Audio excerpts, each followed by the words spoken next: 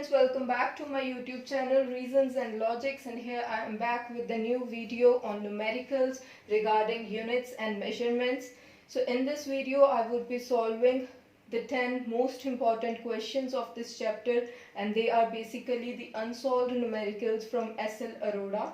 So the topics which I would be covering in this video are conversion of units from one system to another. We would be solving questions regarding this topic. Then order of magnitude.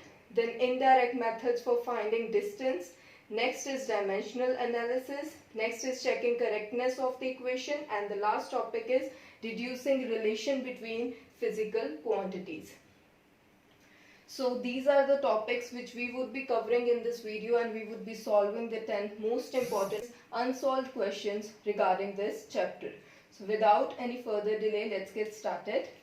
So as you can see on the board, this is the first question, which says that mass of the proton is 1.67 into 10 raised to power minus 27 kg. How many protons would make 1 gram? Fine. So this is the mass of one proton. Fine. So firstly, one proton has the mass equals to 1.67 into 10 raised to power minus 27 kg. Now we are asked to find how many protons will make 1 gram. That is, we should have the mass in gram. That is, we are going to deal with the CGS system, but the quantity given to us in the question is in SI system of units. So firstly, we need to convert this quantity into CGS system. So very clearly we know that 1.67 into 10 raised to power minus 27 kg will be equal to 1.67 into 10 raised to power minus 27 into 10 raised to power 3 gram. Fine. This is nothing but 1.67 into 10 raised to power minus 24 gram. Fine. So what do we get? It says that 1.67 into 10 raised to power minus 24 gram is the mass of one proton. What are we asked to find? We have to find number of protons for 1 gram. So 1 gram is the mass of, here we will be using unitary method. So very clearly this will be equal to 1 proton into 1 gram divided by 1.67 into 10 raised to power minus 24 gram. So this will get cancelled, and finally it will be in terms of proton only, and answer would be 5.99 into 10 raised to power 24 protons. Fine. So these many protons will make 1 gram. Fine.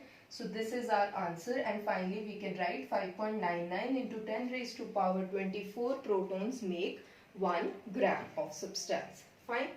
So this was regarding the conversion of units, that is, we have converted kg to gram and then we have found the quantity. Fine. Okay, so let's move towards the second numerical. So this is the next question on finding the order of magnitude. We are asked to find the order of magnitude of one astronomical unit. What do we need to do? Firstly, write one astronomical unit in terms of meter. That is in SI unit, so that we can easily compare it with a standard equation which I wrote when I explained how to calculate order of magnitude. If you don't know, then you can go back and check out that video again. Fine. So one astronomical unit is 1.496 into 10 raised to power 11 meter. Fine. Now I told you that order of magnitude is written as this, and if n is greater than 0.5, less than equal to 5, if this condition satisfies, then order of magnitude order of magnitude is equal to x. Fine. Now see, this is 1.496 into 10 raised to power 11. This n is 1.496. Now this n is, obviously it is very clearly greater than 0.5 and also it is less than 5. So this condition is satisfied here. So without solving anything, we can directly just see this and tell that order of magnitude is 11. Order of magnitude is 11. So this is how you can solve any sort of numerical. Just remember the basic formula and basic condition, then all these numericals are very easy to solve. Fine. Okay, so let's move towards our next numerical. So this is your next question on indirect methods for finding the distance. See, what does it say? It says that in a submarine fitted with sonar, the time interval between the generation of ultrasonic wave and receipt of an echo is 200 seconds. What is the distance of an enemy submarine? The speed of the sound in water is 1.450 km per second. Now, when I explained about reflection method and to find the distance of the hill, we did one formula that was 2s is equal to v into t, or s is equal to v into t upon 2, and I told you that this formula remains same no matter we are dealing with ultrasonic waves or we are dealing with radio waves or whichever waves. Fine. So in this question also we are going to use this same formula. It says that the time interval between generation of the wave and receipt of an echo is 200 seconds. So very clearly it is given that t is equal to 200 seconds. Fine. And this is given as the speed of sound. Speed of sound means v. V is given, that is 1.450 km per second. Now this time is again the time interval between sending the signal and receiving the echo. That's why we'll use this formula. Suppose we are given the time of just sending the signal or just receiving back the signal, then we will drop this 2 from this 2s equal to v into t equation. We'll drop this 2 and our equation will remain just s is equal to v into t. So this 2s just tells that this time interval is from sending the signal to receiving back the signal. Fine. That is why we are using 2s is equal to v into t. Fine. Now we have v, we have t. We can put this value in this equation. We get s is equal to 1.450 km per second into 200 second upon 2. Fine. Now this second will get cancelled with this second, and after solving it we'll get 1.450 km into 100. So we get 145.0 kilometer. So this is the distance of enemy submarine. Okay, so now let's move towards our next numerical. So this is your next numerical. See, it says that the angle of elevation of the top of the hill is 30 degree from a point on ground. On walking 1 kilometer towards the hill, angle is found to be 45 degree. Calculate the height of the hill. Firstly, try to draw what is written in the question. When you will draw the figure, then you will get to know how to solve it and what to solve. Fine. So it says that angle of elevation of the top of a hill is 30 degree from a point on the ground. So suppose here is the top of the hill and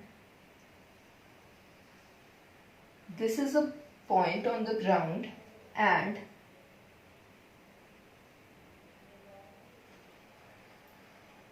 this angle is 30 degree. Fine. Next it says that on walking 1 kilometer towards the hill, angle is found to be 45 degree. Then suppose this is 45 degree, supposing that this distance is 1 kilometer. Now just complete the triangle. See, this is the right angle triangle, and now we are asked to find height of the hill. Let it be h. Fine. Now, either you can solve it again completely by assuming this distance as x, and in both the triangles taking the value of cot theta. But we have already derived the formula for this, and it was like this.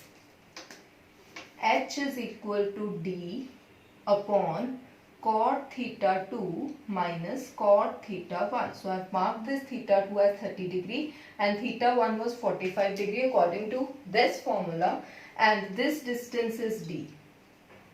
Fine. You just need to put the values now in this equation. So h would be 1 kilometer upon cot 30 degree minus cot 45 degree.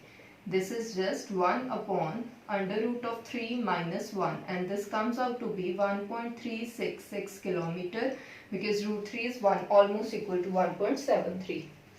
So simple, right?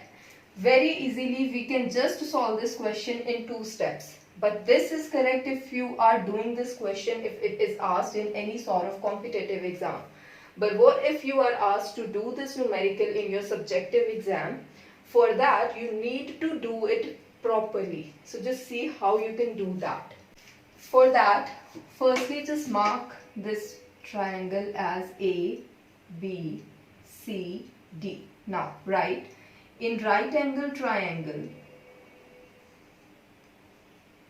ABC, cot 45 degree is equal to x upon h, and mark this equation as equation number 1.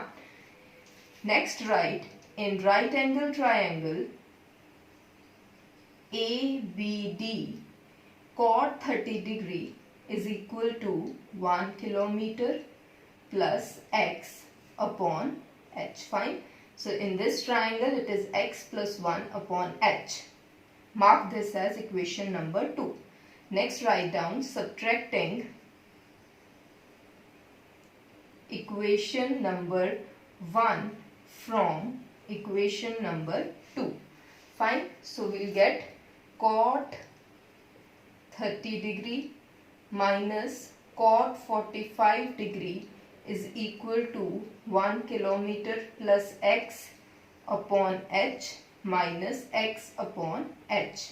That is nothing but cot 30 degree minus cot 45 degree is equal to 1 kilometer upon h, and h will be equal to 1 kilometer upon cot 30 degree minus cot 45 degree. This is again 1 kilometer upon under root 3 minus 1, and 1.366 kilometer is the final answer for this. Okay, so this is how you can do it for subjective exam as well as for competitive exam. Okay, so now I think we can move forward for our next numerical. So this is your next numerical. It says that assuming that planet goes around the sun in a circular orbit of radius 0.5 astronomical unit, determine the angle of maximum elongation for the planet and its distance from Earth when elongation is maximum. Fine. So, firstly, we'll draw what is given in the question. It says that from this line, see, the sun, assuming that the planet goes around the sun in a circular orbit, it should instantly come to your mind that this question is of Copernicus method, and moreover, since angle of elongation is asked, you should be 100% sure that Copernicus method is being asked in this question, and we have to use the same formula. Fine. Suppose now this is sun, this is say the orbit of planet,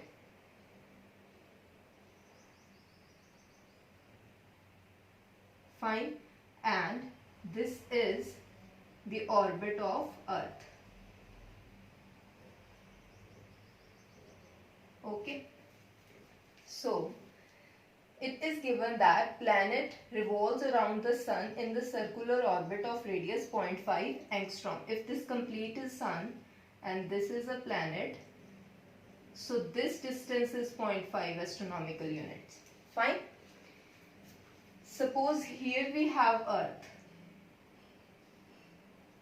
Then this is the angle of elongation. Fine.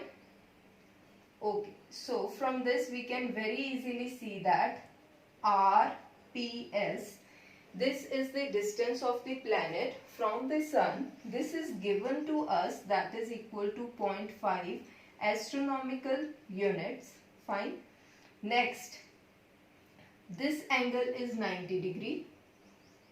Fine, you can check this from the Copernicus method itself. If you don't remember why I am writing it as 90 degree. So RPS is 0.5 angstrom and we are asked to find the distance of the planet from Earth, that is RPE we are to find, and next is elongation angle we have to find, if this is E. Yeah, fine. Now from this triangle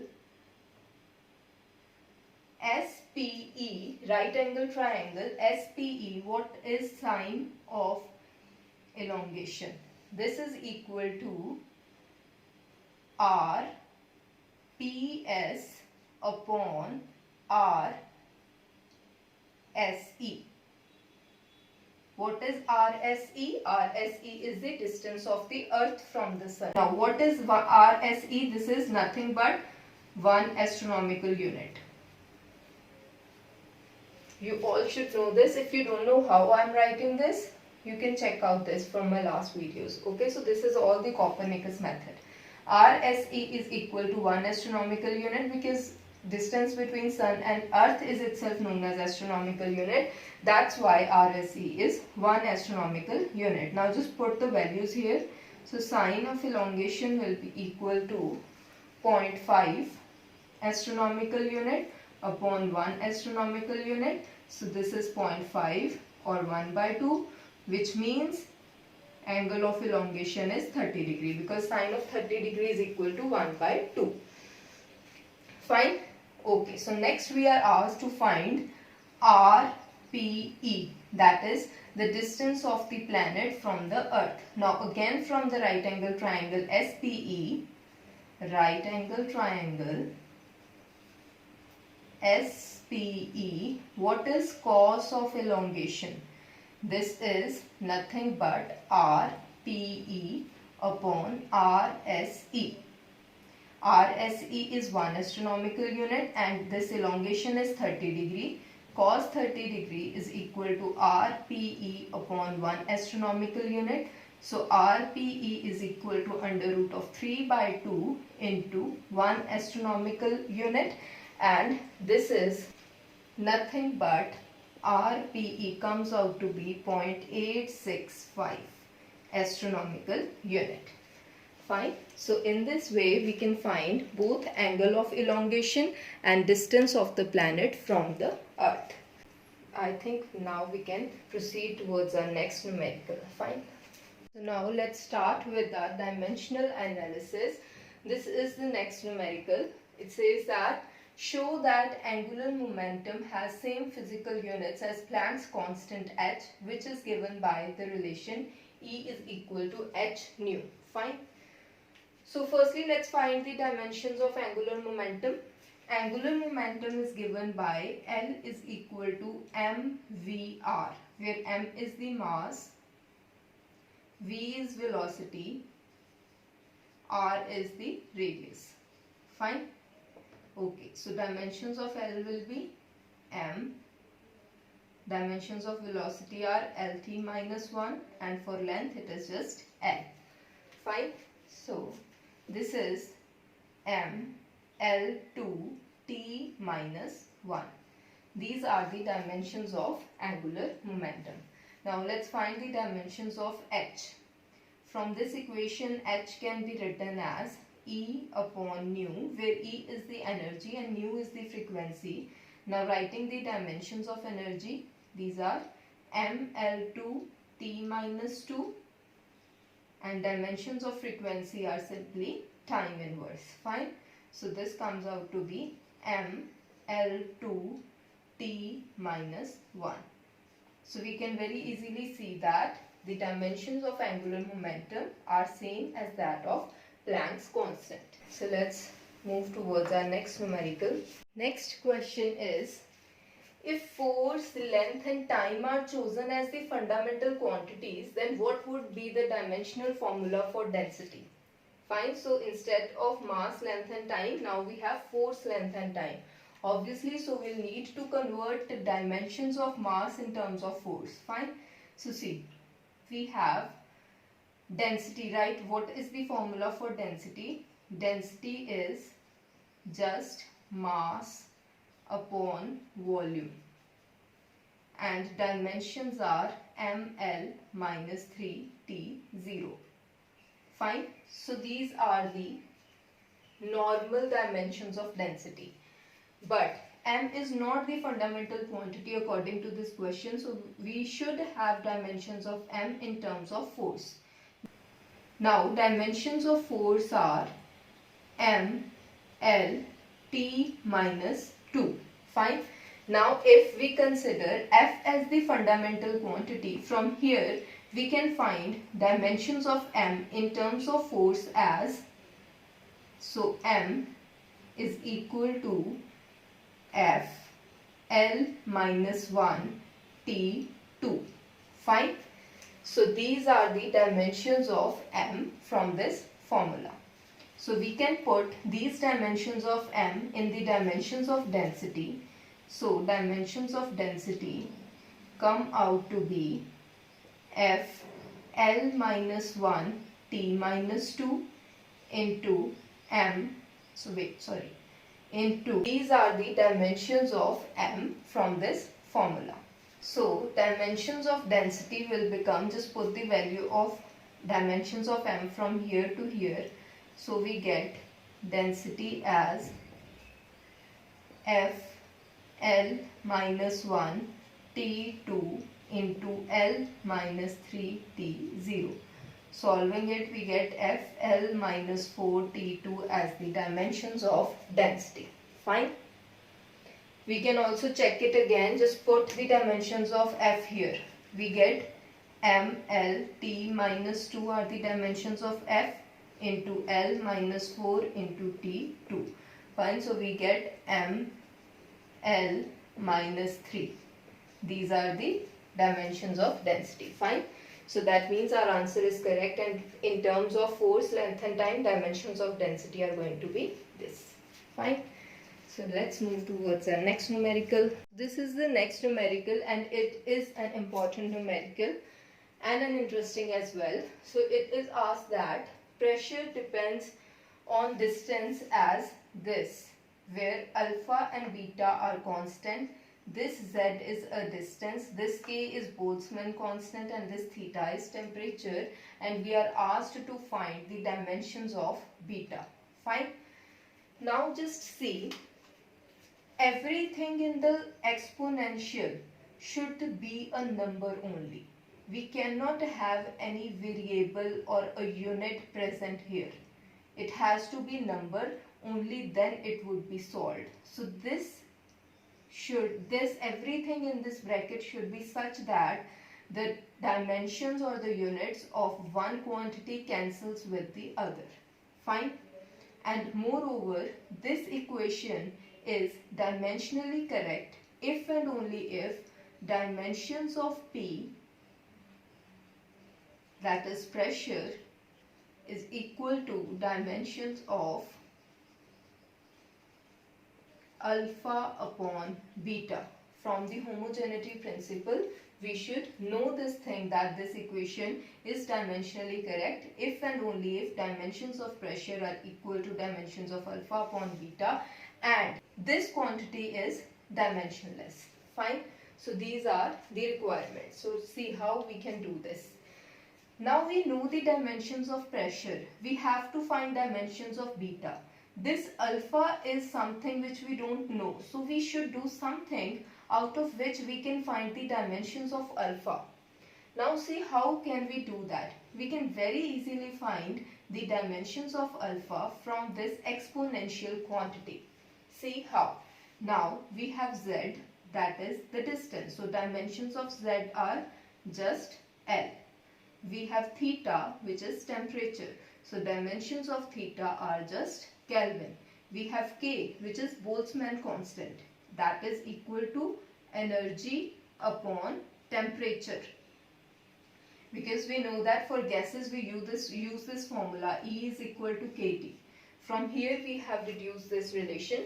K is equal to energy upon temperature. So dimensionally this is mL2 T minus 2 into Kelvin inverse. Fine. So this is mL2 T minus 2 K minus 1. Fine. So we can very easily find the dimensions of alpha. How? See, now we know that alpha z upon k theta should have the dimensions as m0, l0, t0.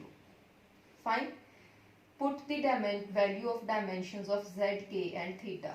Alpha into L upon m, L2, t minus 2, k minus 1 into Kelvin. Fine. Is equal to m0, l0, t0. Fine. From this, on solving, we get that dimensions of alpha comes out to be m, l, t minus 2. So dimensions of alpha are m, l, t minus 2. Now we can very easily find the dimensions of beta. What are the dimensions of pressure? Pressure is nothing but force per unit area. That is ml T minus 2 upon L2. So dimensions of pressure are ml minus 1 T minus 2. Fine.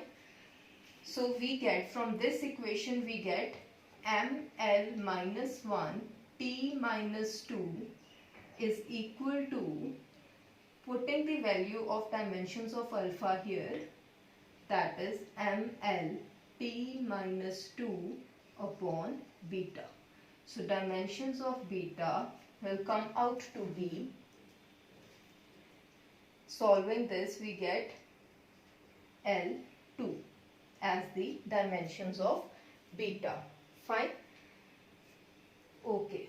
So this was all about this numerical, and it is an important numerical which can be asked in competitive exams, and questions like this can be asked in competitive exams. So this was a good question. Okay, now let's move towards our next numerical. Next numerical is wavelength lambda is associated with moving electron which depends on mass m, velocity v and Planck's constant h. We have to prove that lambda is equal to h upon mv is a correct relation.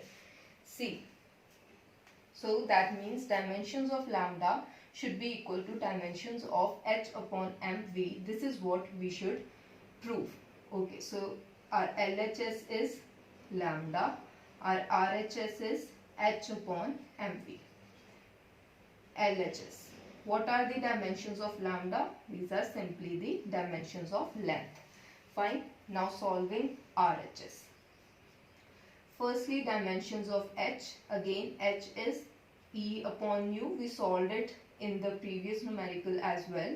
In the, I don't remember, in some of the last numericals we solved this Planck's constant dimensions. So this is ml2 t minus 2 into t. That is ml2 t minus 1, because dimensions of frequency are time inverse. Fine. So that's why I have used it directly as t in the numerator. So we get ml2 t minus 1. These are the dimensions of h. Dimensions of m are just m. Dimensions of velocity are lt minus 1. So dimensions of h upon mv, we get ml2 t minus 1 upon m into lt minus 1. Solving it, we get dimensions of H upon mv equal to L. So our LHS is equal to RHS. Hence H upon mv is correct. Lambda is proportional to H upon mv is correct. Hence proved. Fine. Okay. So now next is our last numerical for the video. Let's do that. So the next numerical is a critical angular velocity omega c of a cylinder inside another cylinder containing a liquid at which its turbulence occurs depends on viscosity eta, density rho and distance t between the walls. Find relation for omega c with all these quantities. Now, as I mentioned earlier, the steps to solve this question. So I think here we should recall those steps and solve this question with the help of those steps. Initially our first step was to write the main quantity on LHS. So here we have omega c which is supposed to be on LHS, and then according to second step writing the proportionality sign and all the quantities on which this omega c depends are supposed to be written on RHS. So we have eta raised to power a, rho raised to power b and d raised to power c on RHS. Fine. Next we can remove this proportionality sign and we can have some constant k, eta raised to power a, rho raised to power b and d raised to power c. Next we should write dimensions of each and every quantity involved. Now angular velocity is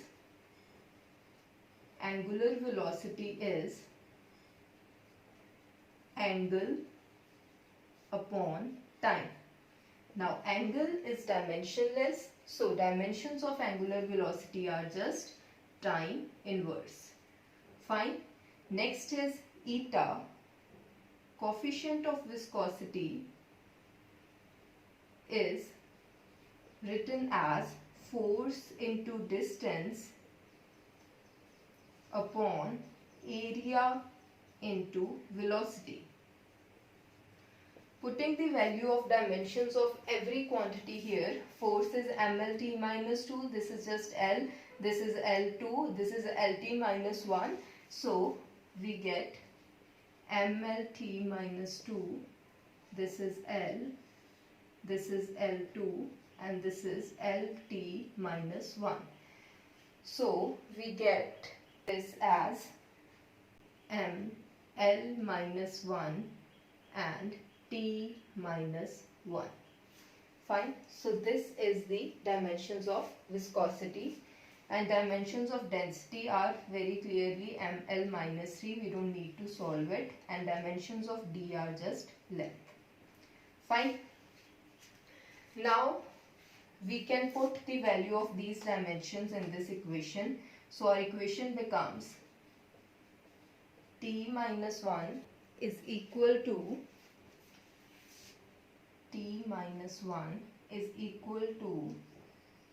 K m L minus 1 T minus 1 raised to power A. Then we have ml minus 3 raised to power B, and finally L raised to power C. Fine. So solving it further, T minus 1 is equal to K m raised to power A plus B, L raised to power minus A minus 3B plus C, and T raised to power minus A. Fine. So comparing the corresponding powers, we get, on comparing the powers of m, we get A plus B is equal to 0 because here we don't have m. Comparing the powers of length, we get minus A minus 3B plus C is equal to 0. And comparing the powers of T, we get A is equal to 1. Putting the value of A in this first equation, we get B is equal to minus 1. Now putting the values of A and B in this equation, we get minus 1 minus 3 into minus 1 plus C is equal to 0.